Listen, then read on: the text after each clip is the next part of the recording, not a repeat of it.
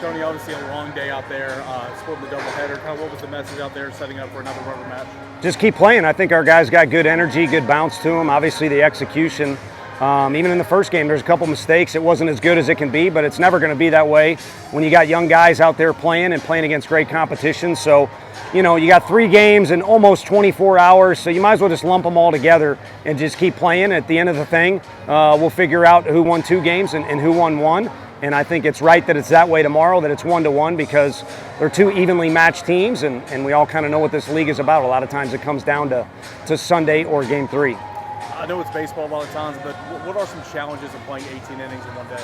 You know, the catcher's got to run around in that gear, and obviously you start sweating, your uniform weighs a couple extra pounds.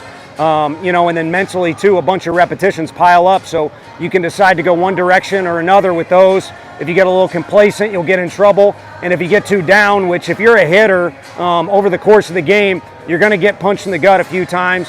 If you get too down and you choose to focus on that, it can become an issue and it can spiral on you. Maybe happened for a couple of our guys, but for the most part, you know, our guys played till the end, obviously. And like I said, had good bounce to them. And tomorrow, maybe a little bit better execution. But even if not, when we make some mistakes, we can overcome them tomorrow, because I think our guys will have some energy to them, you know, on Saturday as well.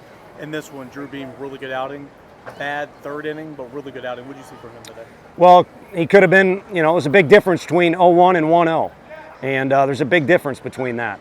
So, and you got two guys at the top of the order who can hit the ball as hard as anybody. And, you know, a tough play for our infielder with Caglione. And then, you know, the mistake gets hit by a guy who's got a good amount of home runs. And then the other one was just, again, big difference between 0-1 and 1-0. And he makes a mistake.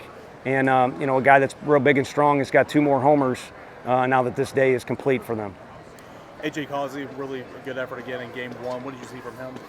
He was outstanding, and, you know, probably had to stew a little bit more down there when he was wanting to. We never have a set deal on when we want to bring him into the game, but that's kind of been the 1-2 combo for us with he and Stom. And Stom threw the ball in excellent fashion, and, you know, he picked up where he left off, and he seems to have a knack for coming in and getting out of a jam.